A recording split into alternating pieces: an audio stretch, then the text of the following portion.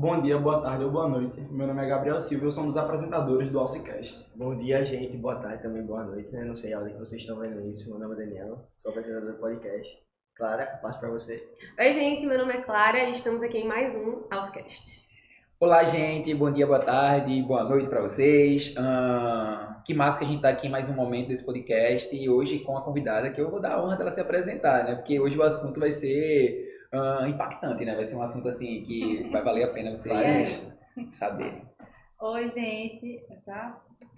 Pra cá? É muitas coisas. A nossa audiência, a gente tem um departamento técnico muito bom, então a gente tem muitas câmeras. Não é Jornal Nacional, nada. Olá, gente. Primeiramente, agradecer a todas e todos que convidaram a gente para participar desse projeto. Muito massa, assim, ver o empenho de vocês, né? Do professor que está capitaneando isso tudo. E Yasmin também agradecer pelo convite. Eu sou Vitória Genuíno, sou coordenadora nacional do MTST, que é o Movimento dos Trabalhadores e Trabalhadoras Sem Teto. Estamos aí muito importantes hoje, né?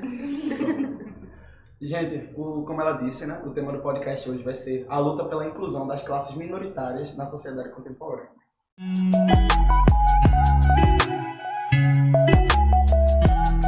Pronto, Vitória, com a presença da senhora aqui, a primeira pergunta que eu tenho a fazer é realmente perguntar o que é o MTST e qual a função da senhora lá dentro. Tá bom.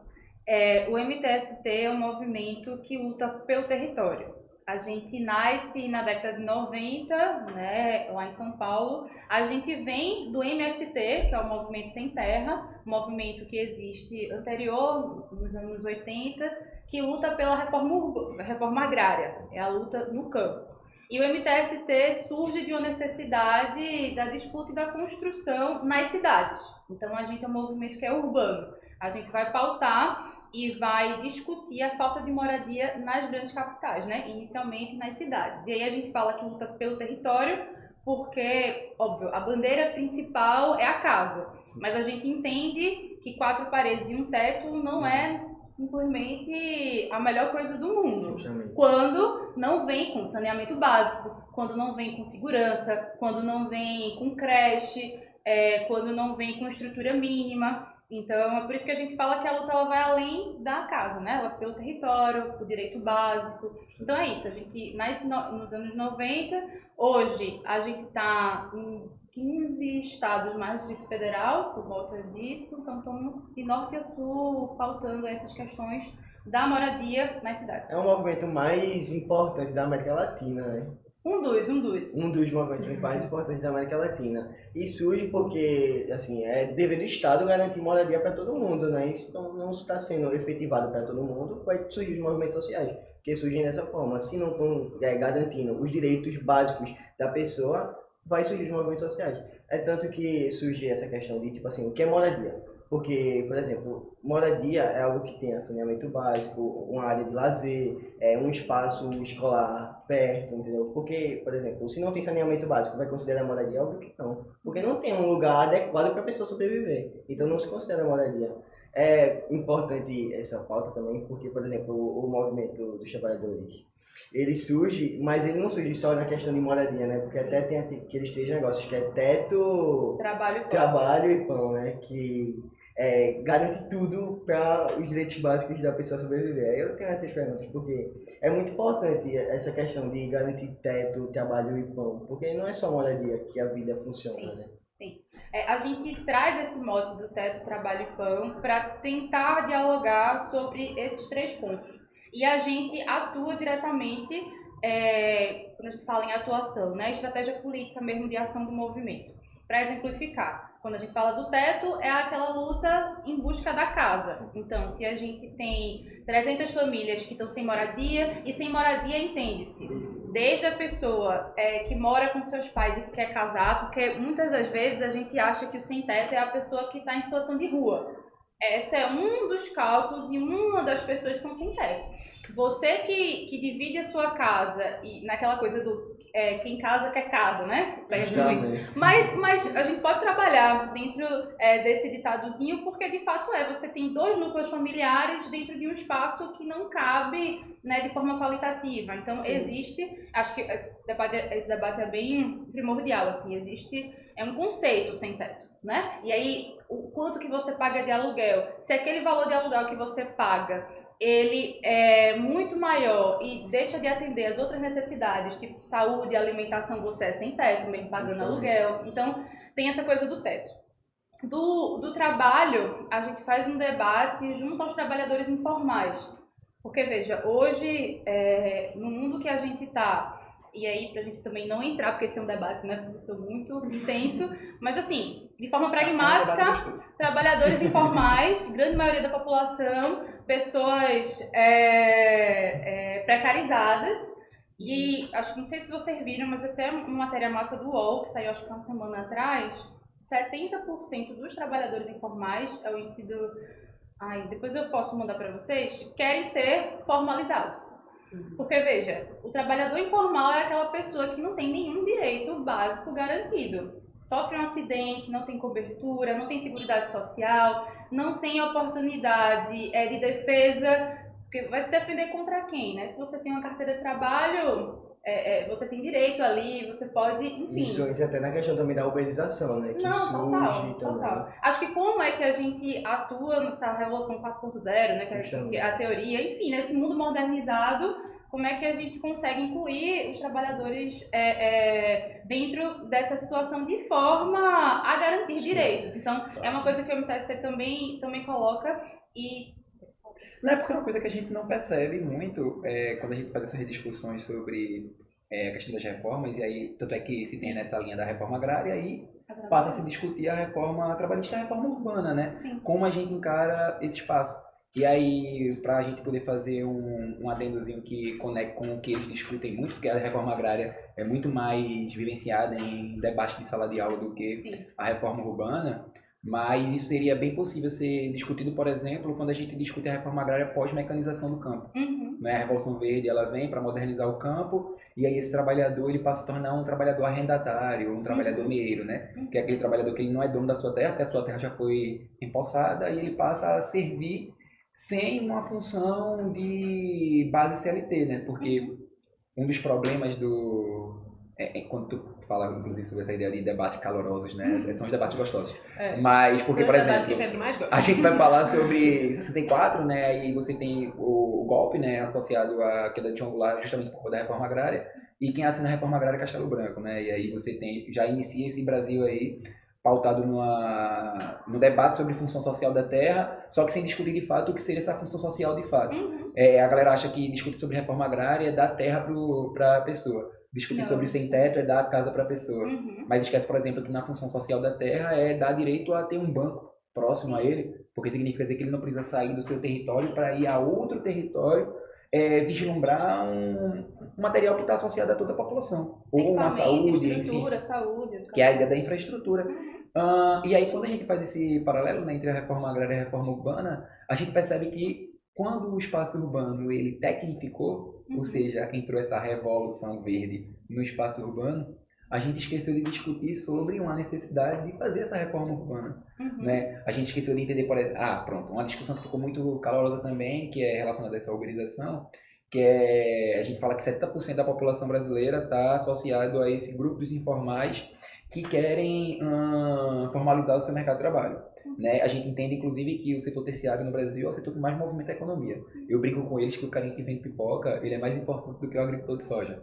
O cara da soja, ele tá gerando muito dinheiro. Mas esse cara da pipoca, ele tá gerando aquele chamado microempreendimento, que é um dos mais importantes quando a gente fala sobre o mercado local. E aí a gente passa para discutir esse ponto. Como esse cara que passou a entrar nessa informalidade, ele passou a ter pauta de fala, e ele passou a representar uma minoria, que a gente chama de minoria política, né?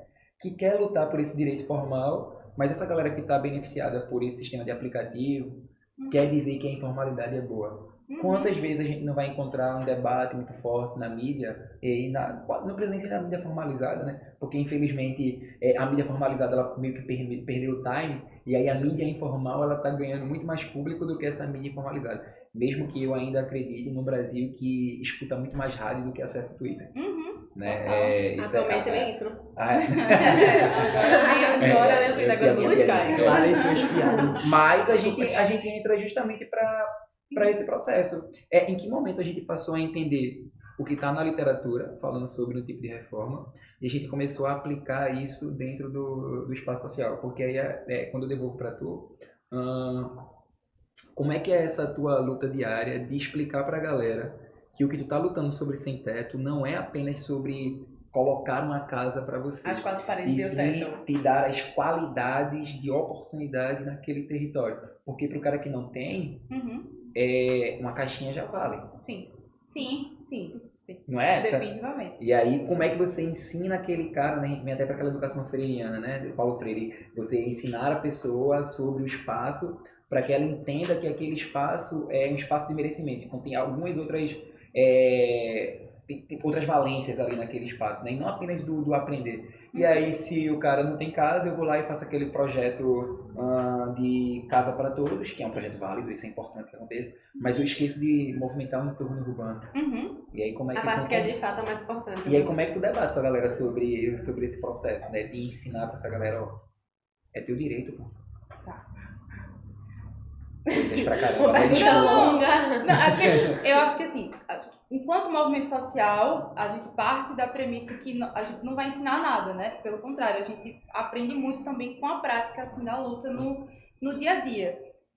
E aí existem duas situações que elas são concretas, assim, né? Que é a teoria e a realidade. Então a gente vai para a realidade. E se a gente tem 300 apartamentos do Minha Casa Minha Vida, né? Que eu acho que esse debate que o professor traz, né? Que aquela coisa do apartamentozinho pequenininho, muitas vezes afastado dos centros urbanos. Mas se a gente consegue isso, é uma vitória, porque vão ser 300 pessoas que vão sair dessa coisa do sem-teto, nas suas variações, né? De como ser sem-teto, para ter uma casa. Um espaço, né? Um espaço. E aí, o papel do movimento social dentro das estratégias de luta, pressionar para que outras coisas venham acopladas, né, junto dessa coisa da casa. Que se transforma em uma coisa só, né? E isso que vai além daquela coisa das quatro paredes e um teto. Eu acho que a inserção, eu acho que a gente também entra num outro âmbito, assim, porque eu acho que é muito importante, enquanto movimento social, a gente ocupar outros espaços também. Sim. Porque, veja, esse debate que vocês estão fazendo aqui na escola é importantíssimo, porque normalmente, né, quando você vai para uma educação tradicional, você não tem a oportunidade de trazer essas outras visões para esse espaço. Então, e desse conhecimento, né? Então, esse já é uma estratégia de luta nossa, de chegar aqui e falar para vocês que, ó, isso existe e tal. Isso existe. Então, isso é um direito básico também. Isso é um direito básico. A gente está presente dentro dos espaços de poder. Então, nos parlamentos, câmaras municipais, enfim, nas estruturas mesmo da sociedade. O Minha Casa Minha Vida, por exemplo, que é essa legislação super contraditória, mas que é importantíssima para garantir casa para o povo, ela foi recentemente reformulada, né? A coisa que acho que não sei se todo mundo viu, mas o presidente Lula até fez uma brincadeira da coisa da varanda. Porque agora a pessoa pode ir lá e dar uma respirada. Não foi isso que ele falou, foi outra coisa. Depois eu falo, vou acabar aqui. Mas aí, veja, só agora a gente conseguiu fazer com que na legislação seja obrigatório na construção dos apartamentos uma varanda. Talvez para muitos daqui uma varanda seja algo assim. Nada, né? É básico. E aí a gente só conseguiu fazer essa mudança porque tinha alguém, né? Tem alguém representante do movimento social dentro do parlamento que conseguiu fazer a proposição. Temos companheiros nossos que também acabaram estudando e se tornando técnicos para poder fazer esse debate. Então, a gente, como movimento social, a gente tenta fazer uma rede mesmo, assim, de atuação para que a gente possa tentar garantir outros direitos. E aí, para fechar, uma perguntinha de Daniel, que era a coisa do teto, trabalho e pão, que eu acho que é outro exemplo, assim. Uma das estratégias de luta que a gente também utiliza são as cozinhas solidárias. E aí vem na coisa do pão. Em 2000 e no final de 2000, no início de 2021, todos os movimentos sociais, né, se juntaram para fazer distribuição de cesta básica, de kit de higiene e tal. E o que é que a gente pensou enquanto movimento? Vamos fazer um espaço que seja um espaço de entrega de comida, que resolva a urgência da fome, mas que vá além. E aí, hoje, por exemplo, aqui no Recife, a gente ocupou um terreno da prefeitura, que estava sem função social há mais de 20 anos, E hoje é uma cozinha solidária, que a gente distribui mais de 100 refeições por dia, mas também é um centro cultural. É um espaço bem grandão. Hoje tem aula de capoeira, tem aula de inicialização musical, vai ter aula agora de espanhol, vários voluntários que se juntam para poder fazer. Então, o que a gente pode fazer enquanto movimento é pressionar o poder público nas suas várias formas, seja ocupar para pedir casa ou para pedir cozinha solidária ou espaços de cultura, e seja também ocupar outros lugares, seja universidade, escola, enfim, espaços de representação para que a gente possa, enfim, pautar, falar dessa luta e exigir outras coisas além dessas 4 paredes de teto. Eu achei massa que, assim, tu falou sobre a cultura, né? E, assim, tá dentro desse direito básico. Às vezes a gente não pensa, né? A gente pensa na casa, na saúde, né? Na segurança, mas não pensa na cultura, que é um direito básico e é um direito muito essencial. Muito. E eu acho, assim, incrível essa questão tanto da cozinha solidária, mas da cultura, sabe? É muito importante. A gente tem dentro do movimento um setor de arte e cultura, justamente para pautar isso nas periferias. A gente conseguiu agora, a gente lançou uma campanha chamada Cinema Sem Teto. E aí, basicamente, é uma campanha para arrecadar, eu acho que era 30 mil reais, um valor alto assim, mas para poder fazer a compra de um material que a gente vai poder exibir filme em qualquer lugar. Se eu chegar ali na praça, a gente conseguiu, bateu a meta, e aí a gente vai poder comprar e vai exibir filme em qualquer canto. Então, pra gente, isso foi uma puta vitória. Foi uma estratégia de luta, que é isso, não é aquela coisa, né? Porque a gente também faz. A gente não tem medo dessa coisa do fogo, de se tiver que fazer, se tiver que enfim, travar uma via, o movimento social faz isso, porque é essa forma de pressionar. Mas se tiver que fazer uma campanha, uma vaquinha solidária para arrecadar dinheiro, para passar filme na periferia, a gente vai fazer também. Então, são essas formas de luta. Tanto que, até fazer uma pergunta sobre isso também, porque é importante ver que a mídia também, ela influencia muito nessas questões de movimentos sociais, porque, por exemplo, algumas questões, a mídia está totalmente contra, né? Sim. E, exemplo, quando se traz esse debate para dentro da escola, é importante porque pessoas que não sabiam realmente o sentido disso, o conceito, como é que funcionava, elas começam a entender sobre, porque é algo importante pautar desde o início da pessoa. Por exemplo, a gente no terceiro do ensino médio, a gente está sabendo disso agora, introduzindo isso agora, a gente está entendendo como funciona, vendo o que é certo, o que é errado. Então a gente consegue ver e não se influenciando pela mídia, porque, por exemplo, a propaganda ela influencia muitas pessoas. Então, quando a propaganda vem para bater contra, muitas pessoas acreditam. Mas quando se tem um debate dentro de sala com alguém que sabe, que está lá dentro, é totalmente diferente. Então eu queria saber, Vitória, qual é a importância, assim, do negócio da gente? Se eu ia chamar de senhora, né? Travou, eu já criei um bloqueio aqui para chamar de senhora. Porque, assim, a gente sabe que a mídia, às vezes, ela bate forte, e aí eu queria saber. Mas, antes só da senhora falar, eu concordo muito com o Daniel, tipo, sobre essa questão da mídia que ele fala. A gente tá falando dos grandes jornais, da televisão, tudo. E é só realmente ressaltar a importância da senhora estar aqui, entendeu? Porque, querendo ou não, digamos, a maioria do público da gente são nossos familiares e algumas pessoas da escola. Então, assim, a gente sai de uma bolha, né, de um grupo fechado que vê aquele jornal e a gente traz aqui e vê outra visão, outro aspecto. E, realmente, essa questão da mídia eu também queria perguntar à senhora como é que funciona. Porque pela televisão, pela propaganda, os movimentos sociais são terríveis. Porque tanto pode impactar positivamente e negativamente, que é o que mais acontece. E é porque também tem aquele negócio da manutenção da pobreza, tudo, para não fazer a pessoa pensar. Até a ideia de Paulo Freire mesmo, ele queria educar para que as pessoas elas se conscientizassem e eram contra o que não era certo. Os direitos delas deveriam ser garantidos. Então, eu queria saber essa. Emily fez o trabalho dela.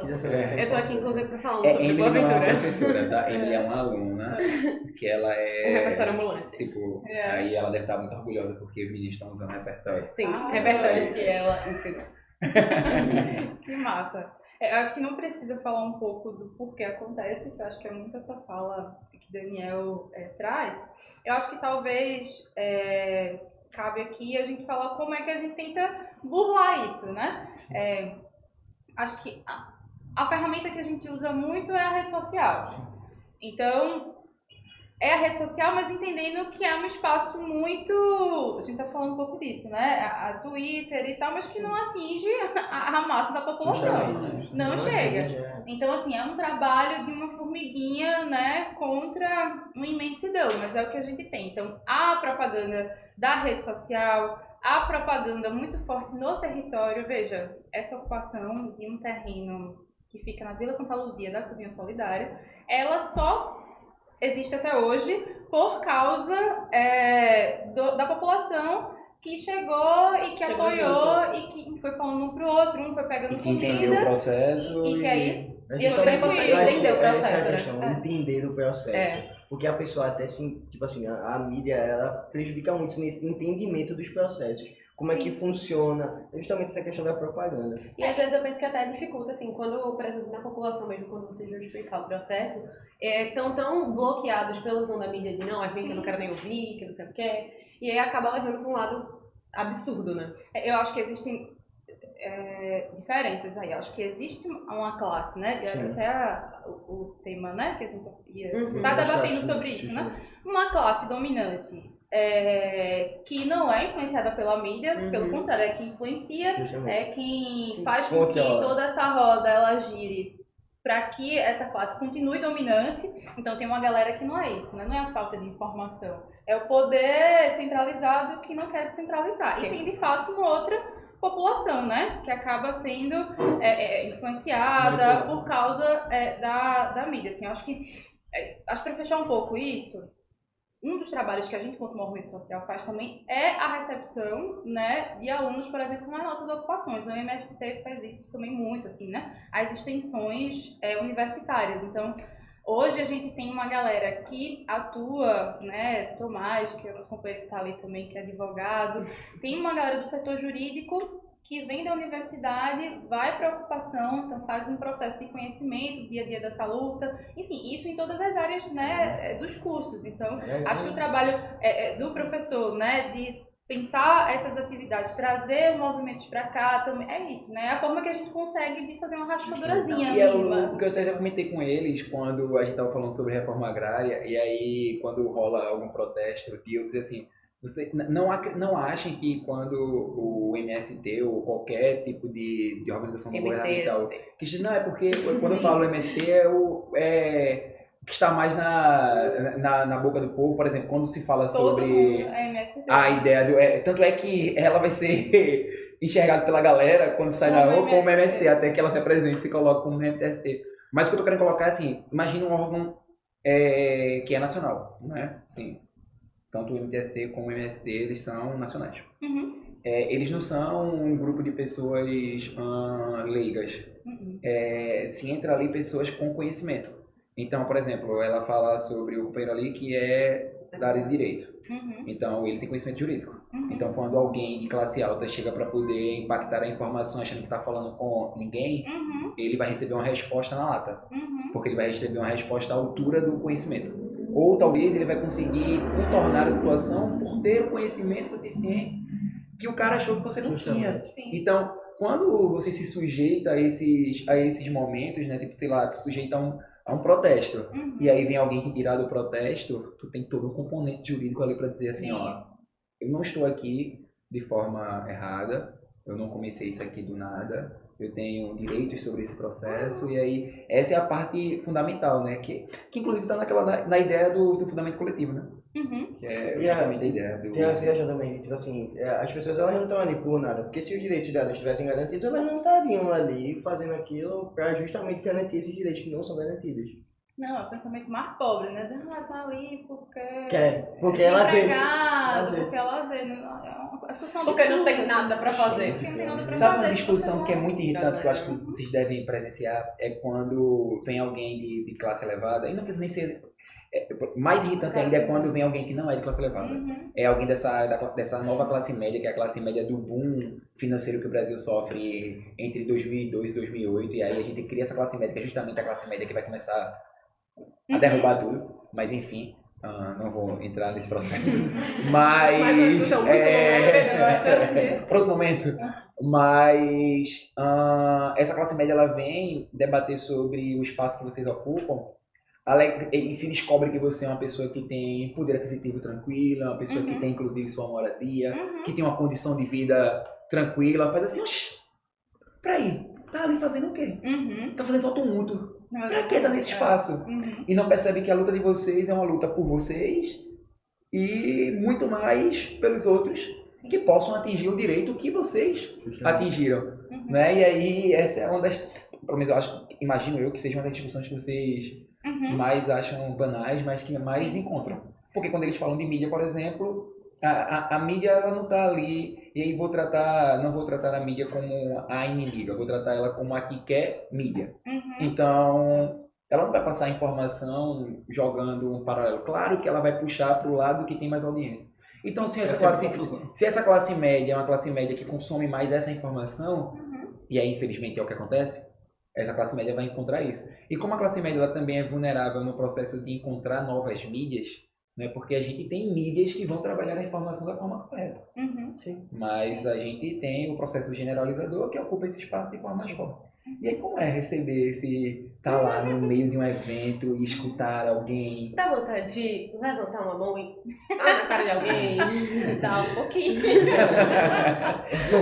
A gente escuta, assim, né? Principalmente a gente que vem do movimento estudantil, né? Eu e o companheiro Tomás, eu sou uma pessoa que moro na periferia de Olinda, né? Então, os debates, eles são muito comuns a mim, mas começo a conhecer o movimento social na universidade. E aí o que o pessoal fala, deve estar estudando, vai ajudar para concurso, vai não sei o quê. E assim, é uma visão muito pobre da coisa da falta mesmo, assim, sabe? De cultura, de entender que a gente está muito mais aprendendo e estudando ali do que em qualquer outro espaço. Porque, veja, eu venho do direito também, né? Então, aprender sobre regularização fundiária, sobre o uso capião, que essas coisas todas dos direitos, né, da garantia, você aprende ali na prática, no dia a dia. Se você fica dentro da universidade só, você sai quadradão, assim, com sabe? a teoria, mas e a prática, né? E uma teoria que é pobre, não é a teoria que é real, né? No direito a gente fala uma coisa que é o direito achado na rua, que é essa coisa, você pega um vadimeco, né, que é aquele calhamaço de legislação, mas quando você vai pra prática é outra coisa, assim, a vida ela é... Chega no local, abre ele e faz, qual é a página? A vida ela é uma loucura, assim, né? As pessoas são diferentes, as situações são diferentes, né? Aquela coisa do bem versus mal, que é uma coisa que essas pessoas trazem muito, né? Isso aqui são os malvados, as pessoas são bem, e aí são pessoas, né? Buscando melhoria de vida, né? Então, eu acho que é isso, é você perceber uma falta mesmo, assim, sabe? De realidade e de cultura, de várias coisas, assim, sabe? De arte, de vida, de percepção. E o bom de falar isso aqui, eu penso fazer direito. É muito bom isso, eu penso fazer direito, né? Querendo ou não, aí já, ó. Vitória! Mas então, creio que quando se fala sobre essas causas, a galera acha muito que está associado só às ciências humanas, né? Não, a galera que está nessa linha. Sei lá, tu pega a ideia dos projetos de arquiteto social e a gente tem o setor de arquitetura, tem uma galera da engenharia que chega junto também, enfim, de diversos cursos. De tudo. Que é justamente a ideia de tudo soma, e né? assim, é muito mais difícil a gente fazer um debate quando você vai para os cursos que não são das ciências porque sociais não humanas. são cursos que vão debater sobre. Então assim, é muito difícil a gente encontrar um militante dessas outras áreas, mas o movimento tem... É muito raro, mas acontece. A gente tem um setor de tecnologia em São Paulo muito forte, e aqui em Pernambuco a gente está começando a desenvolver. Tem 2 companheiros que são... qual é o lá da Federal, o campus?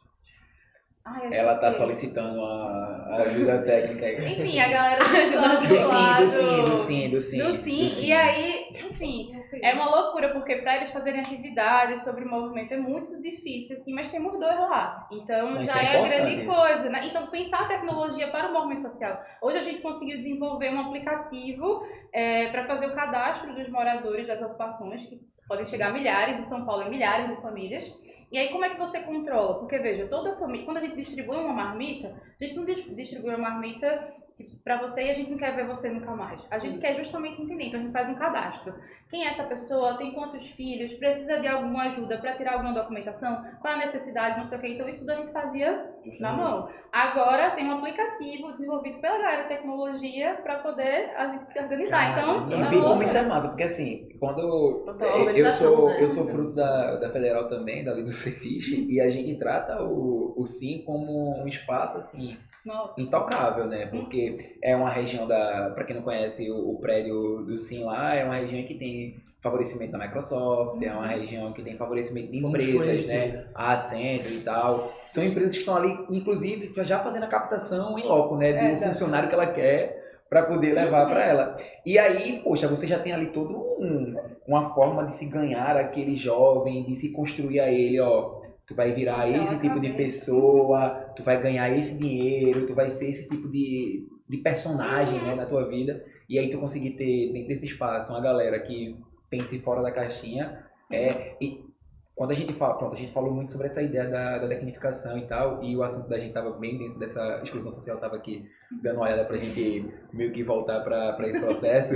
E aí... É porque a gente vai se falando. Não, e tá legal, o debate tá gostoso, tá gostoso mesmo.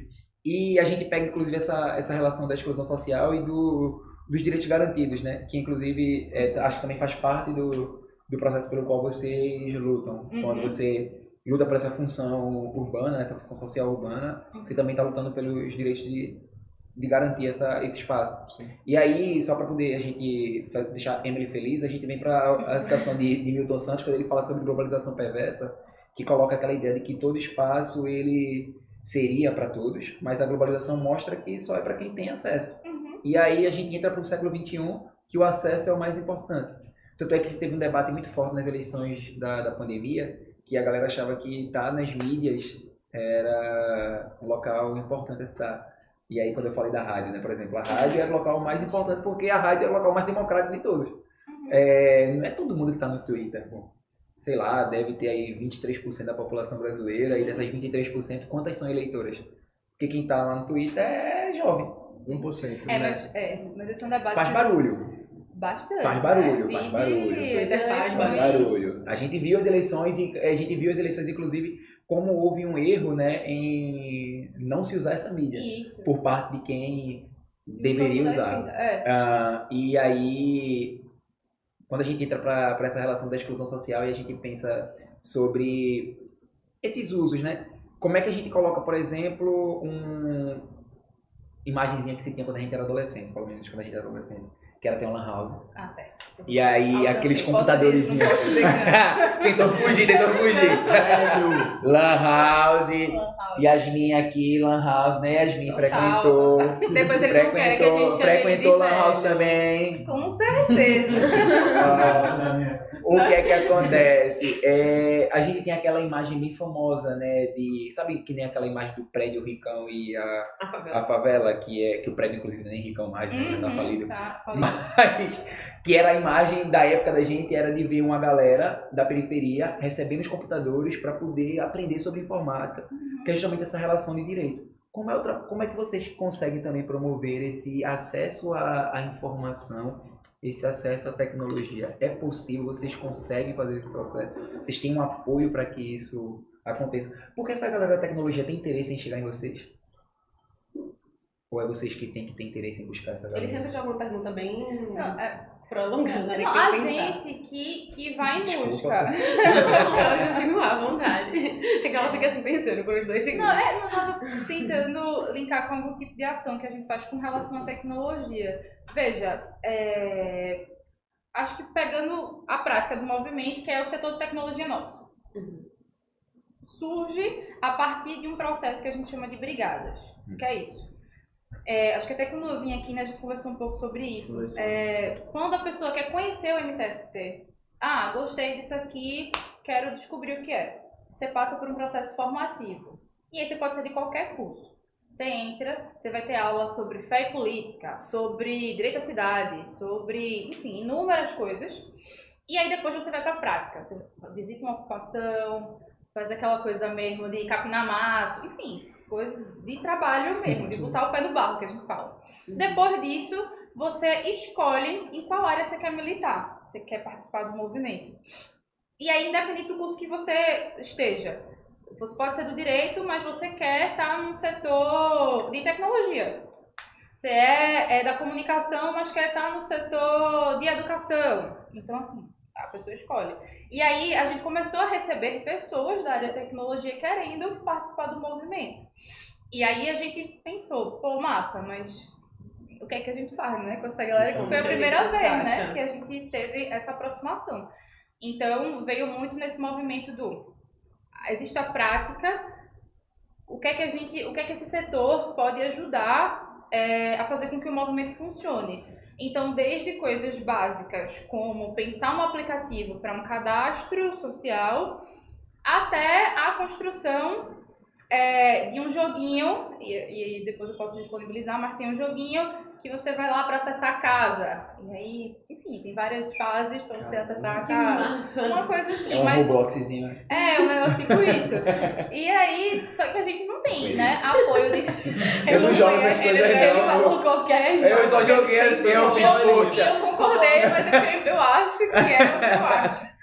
Mas assim, a gente não tem a procura de grandes empresas assim, de tecnologia querendo chegar junto, porque, veja, se a gente tem um controle de uma ferramenta como essa, acabou-se assim, né?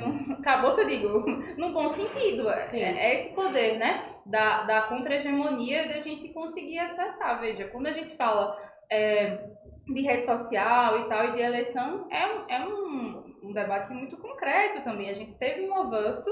E aí, eu, enquanto movimento social, posso falar, né, de forças da direita que consegue controlar e fazer com que o WhatsApp, por exemplo, que é a ferramenta mais utilizada pelas classes populares, você faz um disparo que hoje é ilegal, mas aí para 100 mil pessoas com uma informação, uma fake news inverídica. E a gente não consegue fazer isso, porque a gente, primeiro, não é ilegal, né?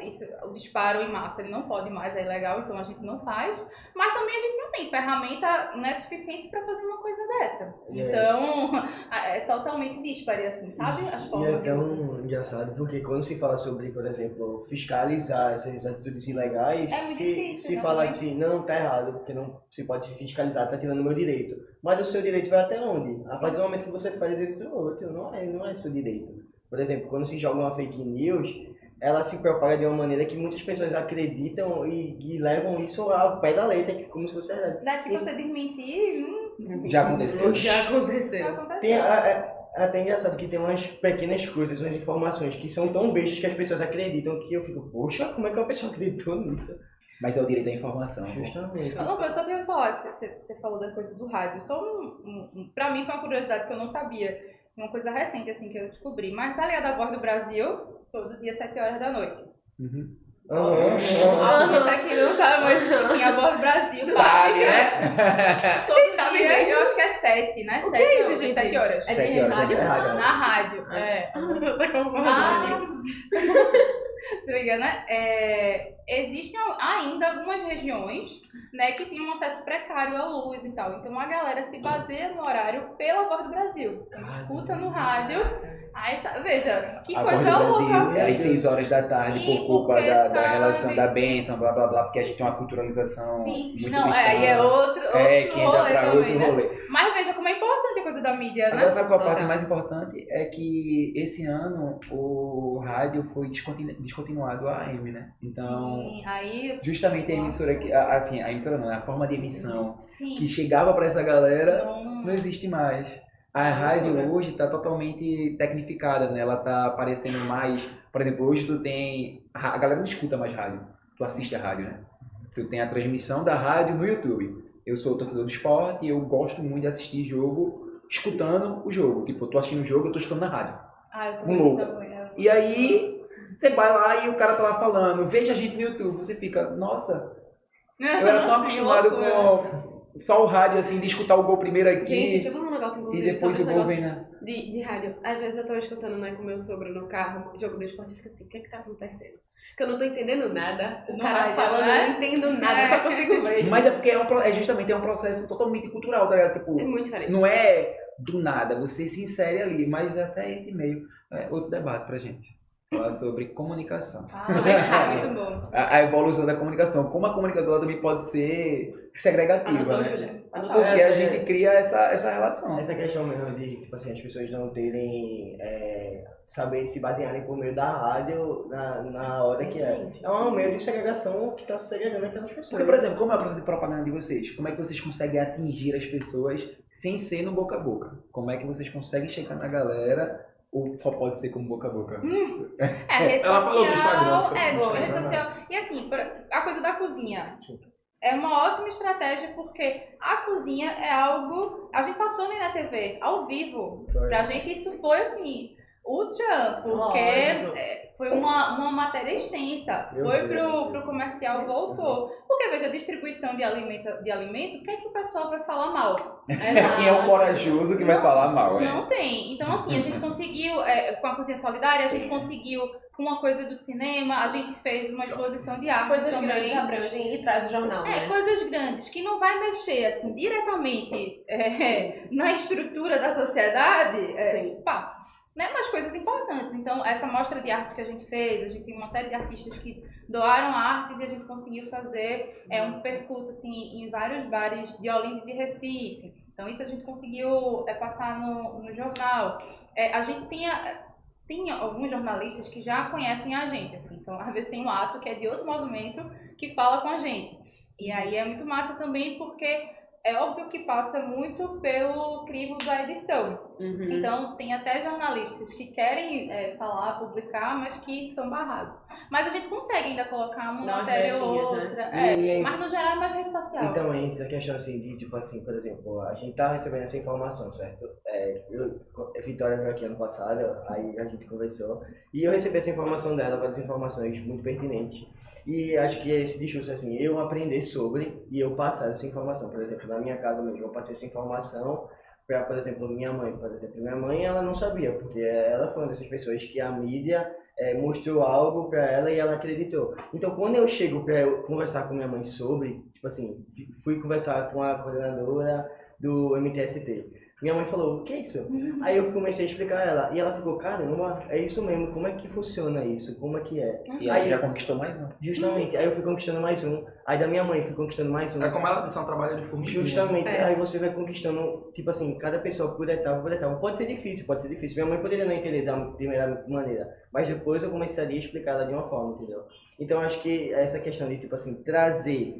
por exemplo, para dentro de escolas é um meio de propagação também muito bom, porque, por exemplo, tudo que eu aprendo aqui hoje, eu vou chegar em casa e vou falar para minha mãe, por exemplo, porque eu acho que ela tem que aprender também, tipo assim, não que ela não saiba, mas eu acho que ela também possa aprender, entendeu?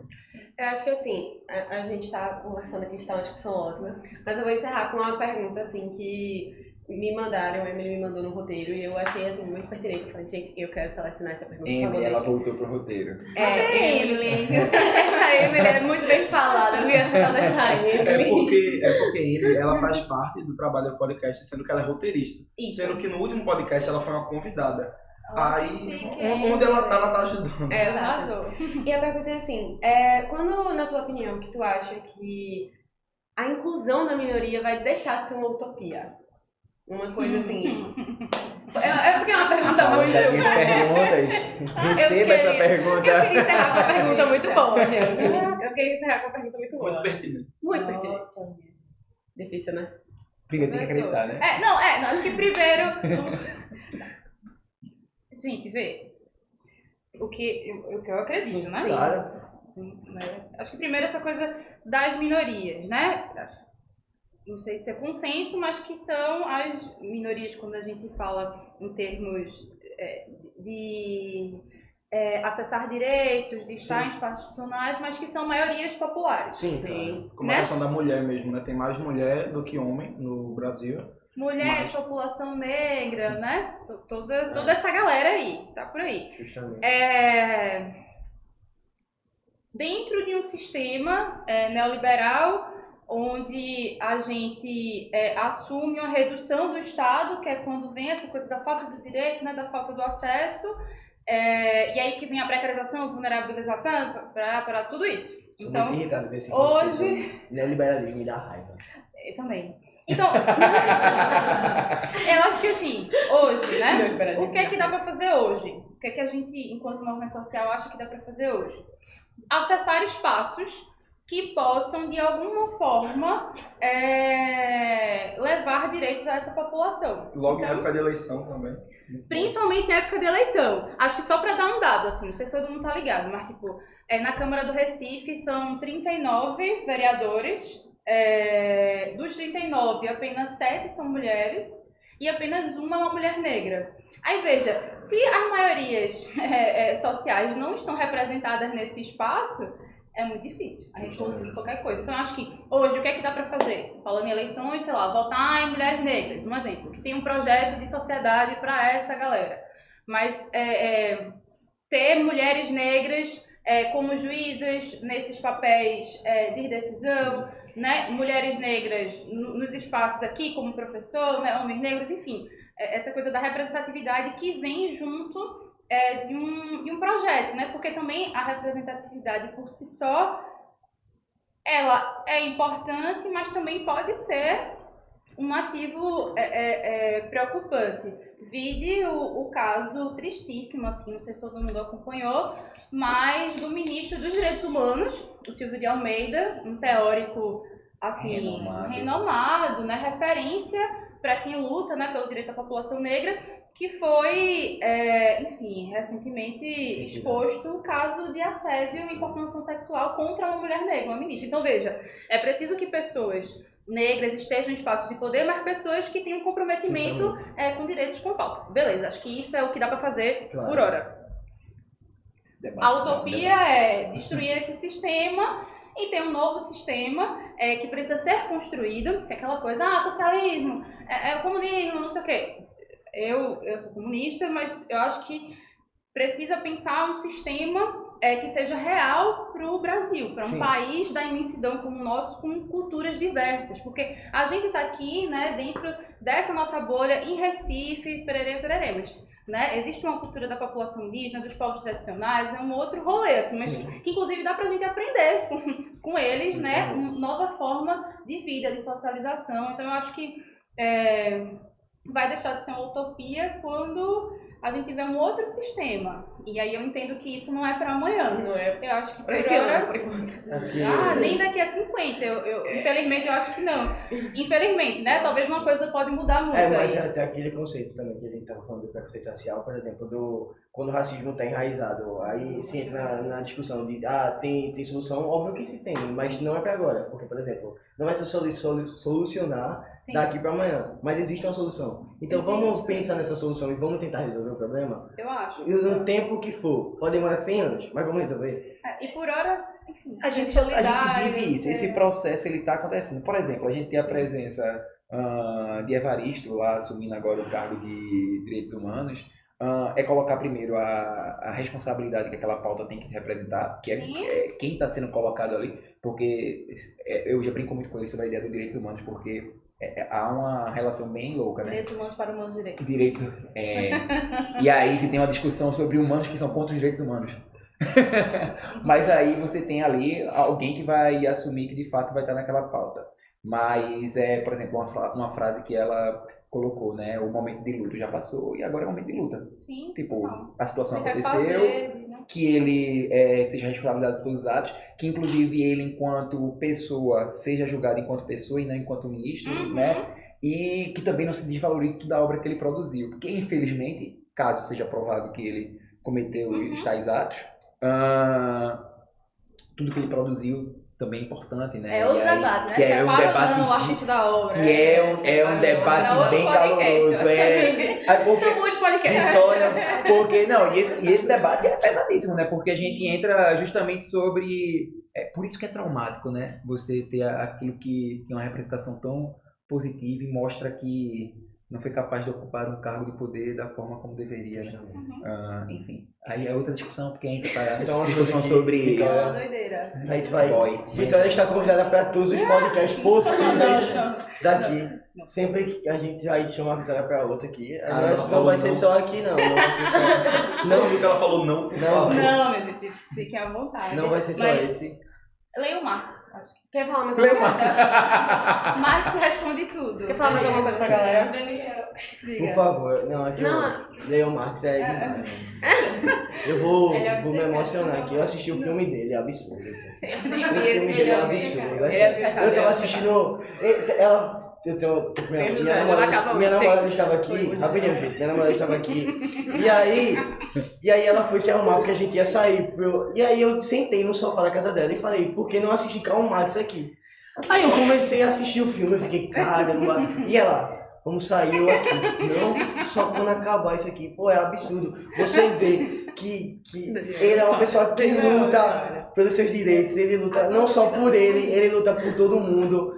E essa é importante pensar nisso, que, por exemplo, a gente pode falar, por exemplo, eu mesmo, assim, eu posso dizer que eu sou, assim, é que eu não sei explicar, mas eu posso lutar por outras pessoas também, entendeu? E é importante ver isso nele, porque a gente consegue ver que ele não luta só por ele luta por uma minoria que é maioria e que, pô, é muito massa. Por favor, assista pra Seja o querido Daniel, não, é sério, a gente vai encerrar, mas esse momento tem que ser exposto no podcast. O nosso amigo Daniel, ele dormiu, sonhou que ele estava vivendo uma revolução ali, estava num momento de conflito, e ao acordar ele já foi perguntando pro seu irmão, ele tem um irmão gêmeo e tal, de por que tudo é assim, pô? Por que a gente vive por acaso? E ele já acordou naquela luta, assim, eu acho que ele tava no sonho dele, levantando lá a bandeirinha. Eu acho que tava eu e Calmax. Isso é importante. É esse foguinho que é o válido. Porque quando ele chegar na universidade, ele vai começar a discutir com outros meios, com outras pessoas, com outros centros, e é esse debate que vai conseguir se alongar. Mas a gente tem que encerrar, que a galera quer ir embora. Um minuto. Daniel, tu não acaba. Isso é importante, porque, por exemplo, isso é importante. Tudo é importante. Tipo assim, eu sou uma pessoa que eu gosto muito de buscar conhecimento. Então, eu acho que, assim, eu tenho um conhecimento hoje, mas esse conhecimento meu que eu tenho hoje, eu não quero ele pra amanhã. Eu quero ter mais conhecimento pra amanhã. Pra que amanhã eu possa fazer algo que seja pra depois de amanhã. Que pra melhorar, que pra que uma pessoa, ela seja incluída nesse papel social, que é garantido dela depois de amanhã também. Então, eu penso nisso, entendeu? Porque, tipo assim, eu não penso só em mim. Você é professor. Porque, é sério, é sério, a vida não é só sua, pô. Você tem que colocar isso na sua cabeça. A partir do momento que a partir do momento que você segrega alguém, você tá sendo um idiota, velho. Calma, Daniel.